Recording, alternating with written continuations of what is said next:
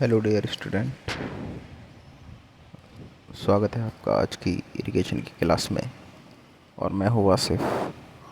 और आज के क्लास में हम जो यूनिट स्टार्ट करने जा रहे हैं उसका नाम है ग्राउंड वाटर रिचार्ज। तो उससे पहले ग्राउंड वाटर रिचार्ज को यूनिट को शुरू करने से पहले हम जानने की कोशिश करेंगे कि ग्राउंड वाटर रिचार्ज एक्चुअली होता क्या है और क्यों इसकी ज़रूरत पड़ती है और किस केस में ये जो जो वाटर टेबल है वो कम हो जाता है। तो देखें इसके इंट्रो के बारे में। देखें जनरली आप जानते ही हैं कि जो इंसानी लाइफ के लिए जो बुनियादी चीज़ें हैं, तो वो सब्सटेंस, वो चीज़ें जो जिनके बगैर ह्यूमन लाइफ या फिर दूसरी लाइफ भी एग्जिस्ट नहीं कर सकती, तो उनमें जो ऑक्सीजन और ये जो पानी वाटर है, ये उन इसेंस चीज़ों में आते हैं जिनके बगैर लाइफ एग्जिस्टेंस नहीं कर सकती। और वाटर सोर्स के बारे में अगर हम बात करें तो देखें, वैसे तो जनरली जो माना जाता है कि जो अर्थ का लगभग 75% का जो एरिया है वो उस पर वाटर अवेलेबल है, लेकिन वो यूजेबल कंडीशन में नहीं होता। यूजेबल कंडीशन में कौन सा होता है? एक तो ग्राउंड वाटर हो गया और ग्लेशियर वगैरह का भी पानी यूजेबल होता है। हालांकि 2.4% जो वाटर अमाउंट उसका वो यूजेबल फॉर्म में है, लेकिन उसमें भी काफ़ी हद तक जो जिसे कहते हैं आइसबर्ग की फॉर्म में काफ़ी ज़्यादा है, और जो ग्राउंड वाटर है वो कुछ पॉइंट समथिंग परसेंट ही अवेलेबल है।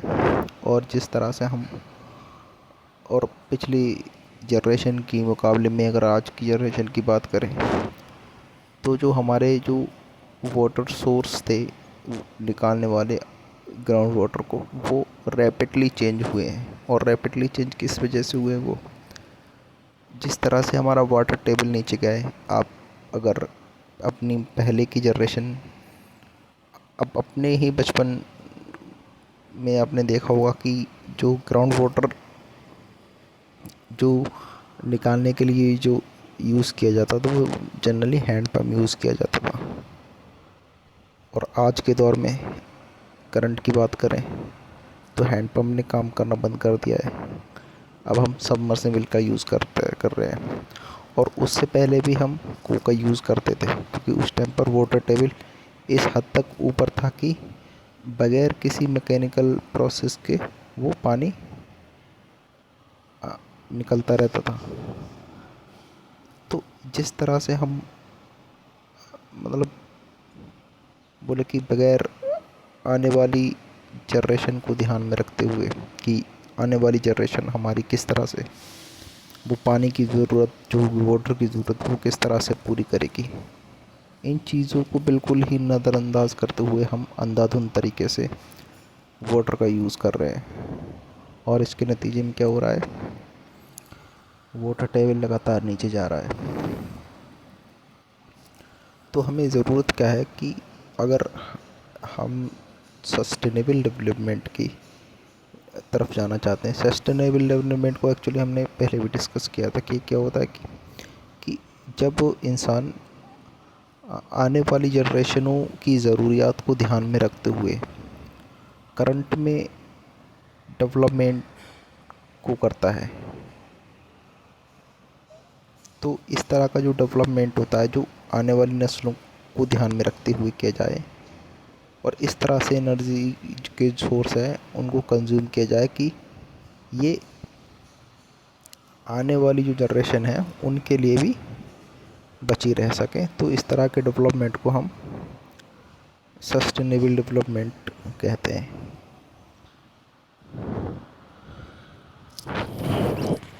तो अगर हम चाहते हैं इसी अगर पस मंज़र में बात करें तो अगर हम चाहते हैं कि जो हमारी जो आने वाली नस्लें हैं उनको जो पीने का पानी है या फिर दूसरी ज़रूरियात का जो पानी है वो अवेलेबल रहे, तो हमें क्या करना है, एक तो एहतियात के साथ काम लेना है और जो वाटर टेबल है इसको भी रिचार्ज करते रहना है। अब देखते हैं क्या लिखा हुआ है। ठीक है, कम वर्षा के क्षेत्रों में भौम जल तल नीचा रहता है, इसलिए इस क्षेत्र के लोग सिंचाई एवं अन्य घरेलू उपयोग के लिए भौम जल पर ही निर्भर रहते हैं। अतः इन क्षेत्रों में भौम जल तल को ऊंचा करने की आवश्यकता होती है। इसके लिए वर्षा ऋतु में वर्षा जल को अधिक से अधिक भूतल पर रोकने का प्रयास करना चाहिए ताकि ये धीरे धीरे भूमि में रिसकर भौम जल में मिल सके। इससे उस क्षेत्र में धीरे धीरे भौम जल तल ऊपर उठ जाता है, अन्यथा ये वर्षा जल शीघ्र ही बहकर प्राकृतिक जलधारा जैसे नदी नाला आदि में चला जाता है। तो हमें करना क्या चाहिए, जो वाटर जब रेनफॉल होती है तो इस तरह के हमें कुछ तरीके अपनाना चाहिए कि जो वाटर जो रेन वाटर है वो उसी एरिए में ट्रैप हो जाए और उसी एरिए को वो रिचार्ज कर दे, पर्कुलेशन की फॉर्म में वो नीचे चला जाएगा, जिसके नतीजे में ग्राउंड वाटर रिचार्ज हो जाएगा, बढ़ जाएगा।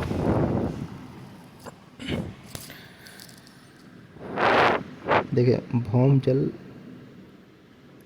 रिचार्ज वो प्रक्रिया है जिसके द्वारा भू सतह के ऊपर वर्षा आदि का पानी प्रत्यक्ष या अप्रत्यक्ष रूप से जलधारी परत के संतृप्त क्षेत्र में पहुंच जाता है।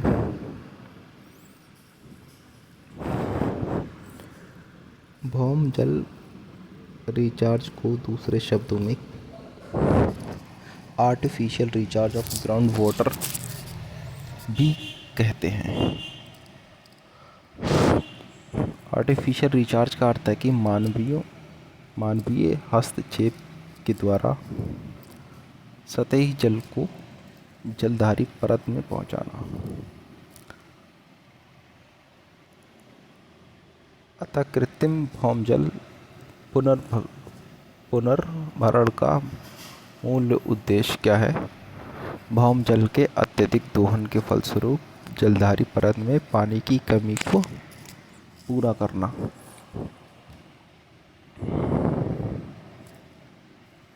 उद्देश्य देखते हैं क्या है इसके। वर्षा काल में अतिरिक्त सतही जल को भविष्य में काम करने के लिए जलधारी परत में पहुंचाना, भौम जल की गुणवत्ता में सुधार करना,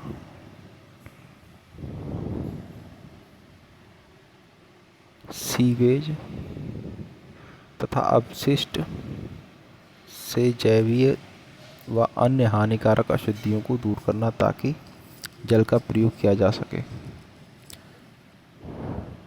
अब हम जो एक्चुअली बात कर रहे हैं कि जो वाटर रिचार्ज है उसकी क्या उसके पर्पज़ है, क्या मकसद है उसके।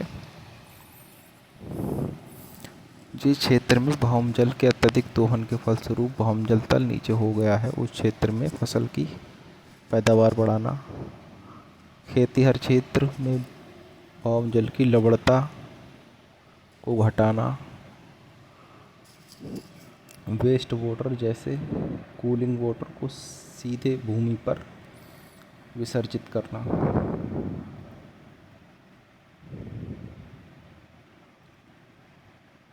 भौम जल पुनर्भरण की कृत्रिम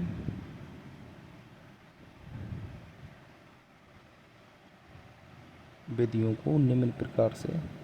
अब गाइस हम बात करेंगे कि जो कुछ जो मेथड है ग्राउंड वाटर रिचार्ज के वो कौन कौन से हैं, किस किस तरह से हम ये काम कर सकते हैं कि वाटर को, जो वाटर टेबल है ग्राउंड की, उसको रिचार्ज कर सकते हैं। देखें, पहला है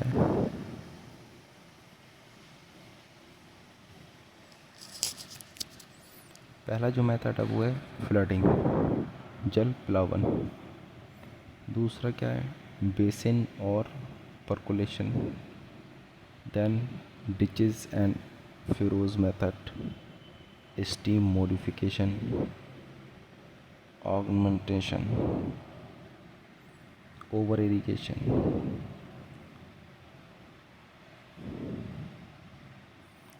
डायरेक्ट सब सरफेस मेथड क्या है, इंजेक्शन वेल या रिचार्ज वेल,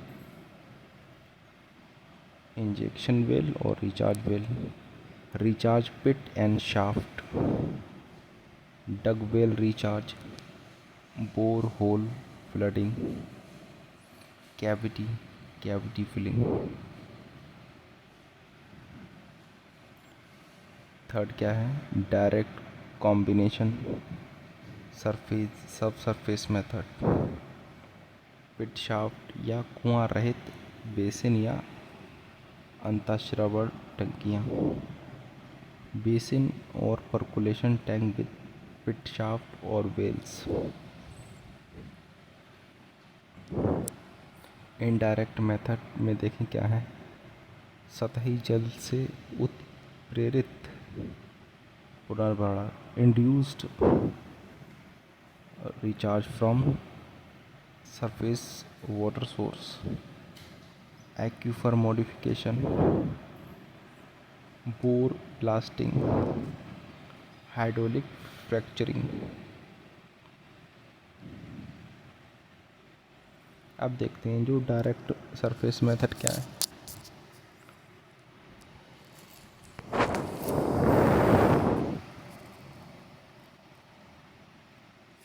देखिए, फ्लडिंग क्या है कि फ्लडिंग के द्वारा यहाँ पे किस तरह से हमने रिचार्ज करना है ग्राउंड वाटर का, उसको फिगर से समझाया गया ये।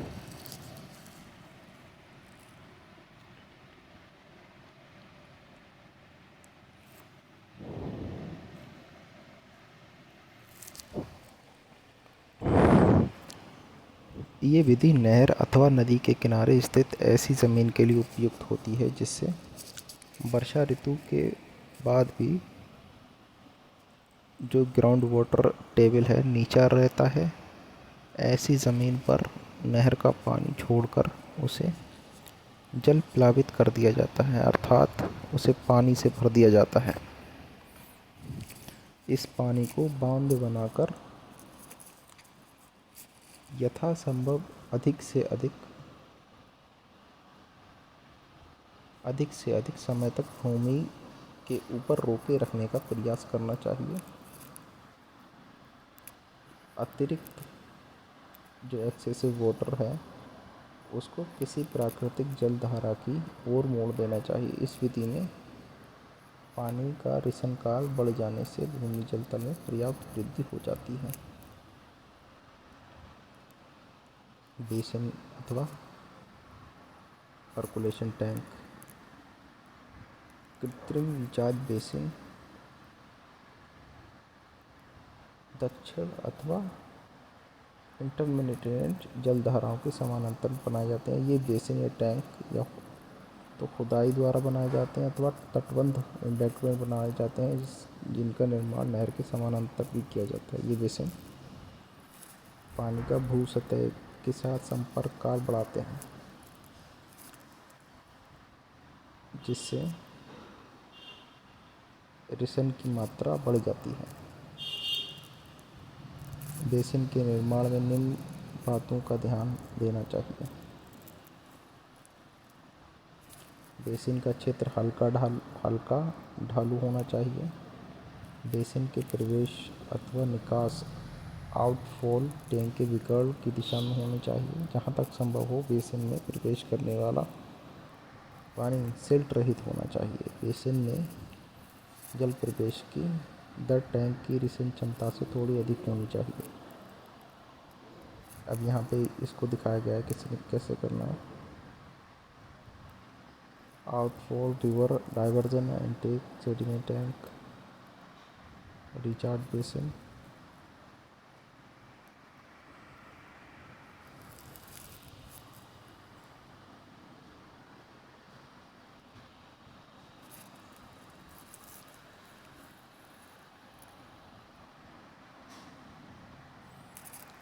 देखें ये कोई एक्चुअली गाइस ये कोई रिवर है, ठीक है। किस तरफ मोड़ी गई है, वो इस तरफ मोड़ी गई है। और ये है एक सेडिमेंटेशन टैंक का क्या मतलब है कि इधर से जो पानी जो लिया जाता है तो उसमें जो सेडिमेंट होते हैं वो कुछ समय के बाद धीरे धीरे वेलोसिटी की कमी से और ग्रेविटी के थ्रू नीचे बैठ जाते हैं, और फिर हम इसमें इस एरिया में पानी को भेजते हैं। फिर जो पानी है वो इस ग्राउंड को रिचार्ज करता है।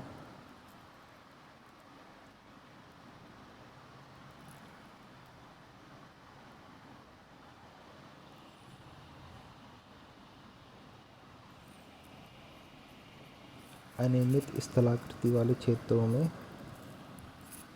उथला सपाट तथा आस पास कई खाई खोदी जाती हैं।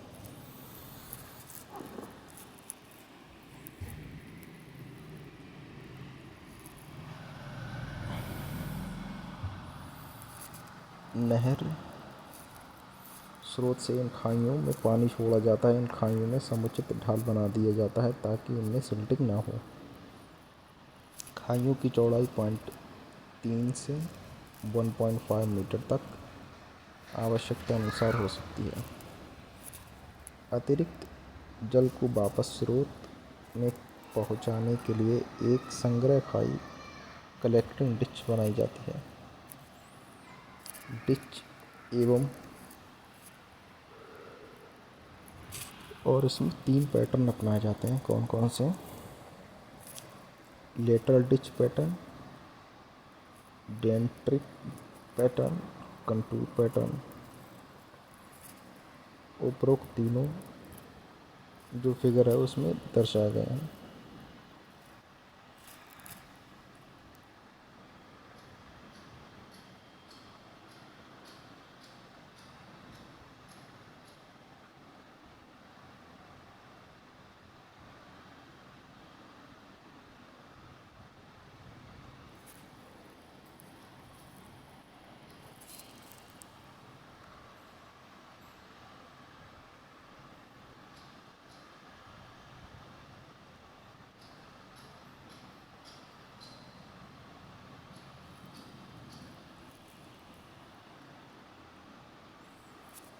डिच एवं फैरो विधि।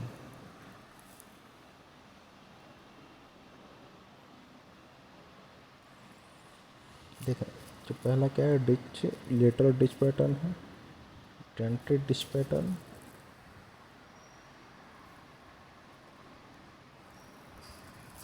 और कंटूर डिच पैटर्न। डिच के विभिन्न प्रारूप कौन कौन से हैं?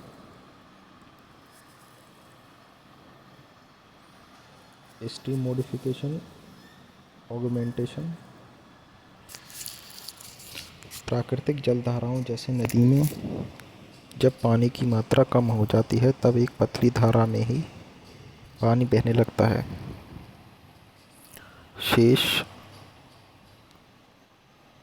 शेष तली सूखी पड़ी रहती है। पानी पतली धारा में न बहकर नदी की पूरी चौड़ाई में होकर बहे। इसके लिए नदी में बंद आदि बनाकर पानी को यथासंभव अधिक से अधिक समय तक रोकने के लिए उपाय किए जाते हैं, अथवा बंद बनाकर नदी की तली में जलधारा को पार्श्व दिशा में मोड़ते हुए जलधारा की लंबाई बढ़ा दी जाती है। इससे पानी को भूमि में रिसने का अधिक समय मिल जाता है। इसे ही जल संशोधन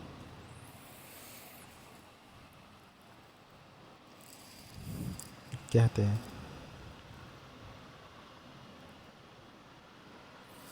ओवरफ्लो देखते हैं। जब मानसून काल में जब मानसून काल में वर्षा ना हो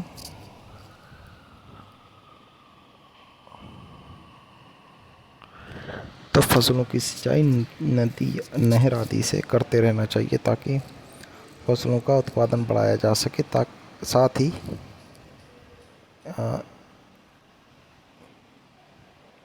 ही इस अवधि में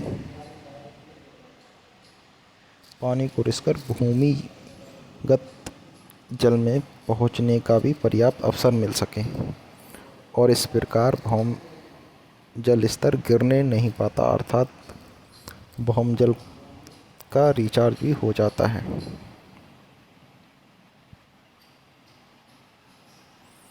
अब जो देखते हैं वो कौन सी मेथड है हमारे पास।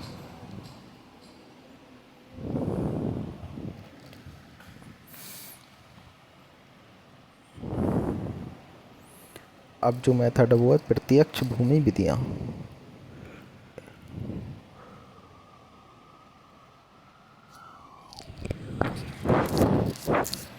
देखिए पहला क्या है, इंजेक्शन वेल और रिचार्ज वेल। इंजेक्शन वेल की बनावट बोरवेल की ही तरह होती है, लेकिन इसका निर्माण गुरुत्व अथवा दाब के द्वारा गहरी जलधारी परतों के पुनर्भरण के उद्देश्य से किया जाता है। अत्यधिक दोहन के फलस्वरूप असंतृप्त जलधारी परत का ही रिचार्ज किया जाता है। जिन जलधारी परतों के पानी को बहुत अधिक मात्रा में पंप द्वारा बाहर निकाल लिया गया हो, उनके ऊपर की ज़मीन के धंसने की संभावना प्रबल हो जाती है। ऐसी परतों का पुनर्भरण आवश्यक हो जाता है।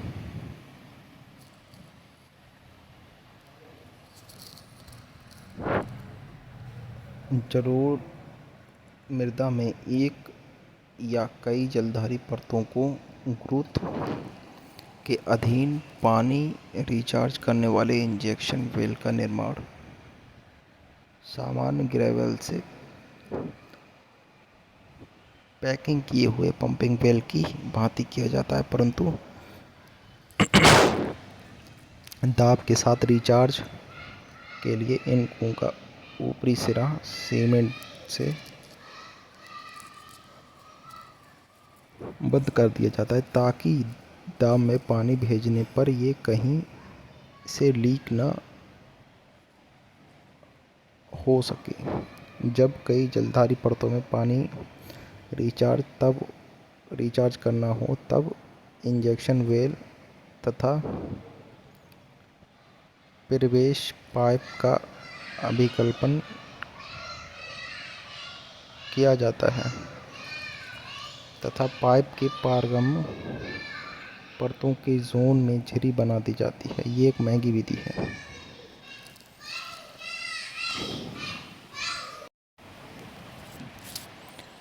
नेक्स्ट क्या है, नेक्स्ट है गाइस रिचार्ज पिट और शाफ्ट। कोई रिचार्ज पिट बनाकर और ग्राउंड को रिचार्ज करेंगे। भूतल के नीचे एक ऐसे जो एक्वीफर्स होते हैं पाए जाते हैं जो सतही जल द्वारा रिचार्ज नहीं होते। ये जल भृत एक अपारगम्य परत से ढके होते हैं। ऐसे जलभृत को रिचार्ज करने के लिए इसके ऊपर स्थित कम पारगम्यता की परत को एक पर्याप्त गहराई का गड्ढा खोदा जाता है। इन गड्ढों में क्षैतिज रिसाव की मात्रा ऊर्ध्वाधर रिसाव से अधिक होती है। पत्थर खुदाई से बने गड्ढे तथा बेसाल्ट खुदाई से बने गड्ढे रिचार्ज पिट के रूप में प्रयोग किए जाते हैं। किसी जलधारा जैसे नहर की तली में नहर के अनुदिश खोदा गया नाला रिचार्ज पिट का अच्छा उदाहरण है। समुच्च कंटूर ट्रेंच भी रिचार्ज पिट का कार्य करता है। रिचार्ज शाफ्ट भी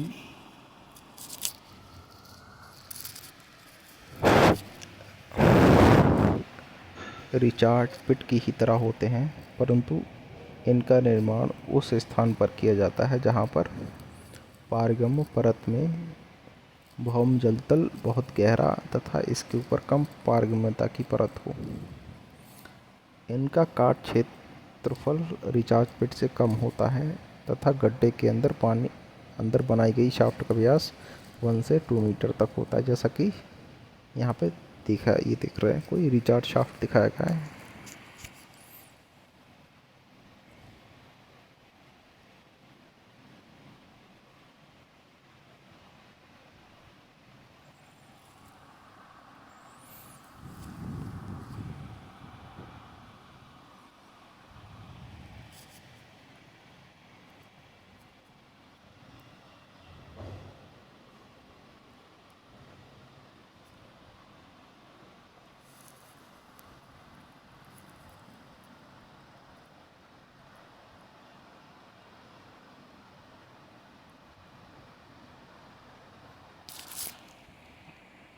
अब जो गाइस हमारा जो मेथड है वो है डगवेल रिचार्ज। डगवेल रिचार्ज को देखते हैं क्या है। जलोढ़ अथवा पथरीले क्षेत्रों में ऐसे हजारों खोदे हुए डगवेल्स हैं जो या तो सूख गए हैं अथवा जिनमें जल स्तर बहुत कम हो गया है।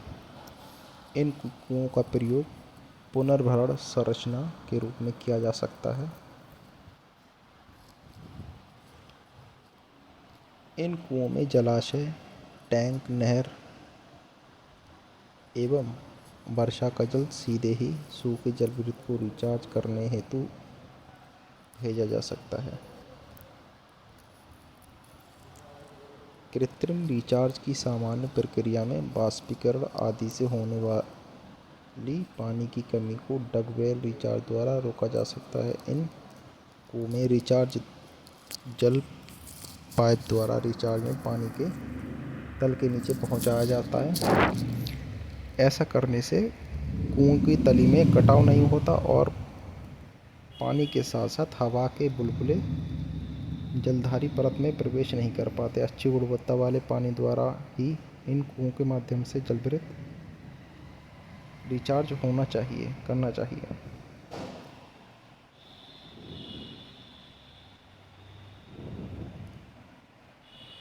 अब देखें क्या है। जलधारी परत में जब पानी का तल नीचा हो गया हो तथा उसे शीघ्र रिचार्ज करने की आवश्यकता हो, तब उस क्षेत्र में बोरहोल बनाकर उन्हें पानी से भर दिया जाता है। ये पानी अच्छी गुणवत्ता का होना चाहिए, इनकी रिसंतर अधिक होनी चाहिए, जिससे कम समय में ही जलधारी परत में पानी का तल ऊपर उठ सके। Cavity filling. जब भूतल की स्थलाकृति इस प्रकार की हो जिसमें एक स्थान पर नीचे की जलधारी परत ऊपर से खुली हो, कैविटी हो, जहाँ मतलब इसके ऊपर कोई अपारगम्य परत न हो, इस स्थिति में प्राकृतिक खुला भाग नेचुरल ओपनिंग कहलाती है। कहीं कहीं पर भूमि के अंदर प्राकृतिक रूप से कैविटी बन जाती है।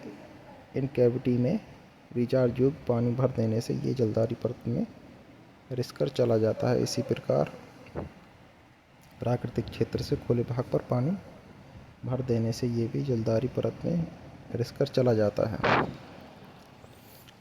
अब हमारी जो मेथड्स हैं गाइस वो हैं डायरेक्ट सरफेस और सब सरफेस मेथड। इनको अब हम नेक्स्ट चैप्टर में देखते हैं।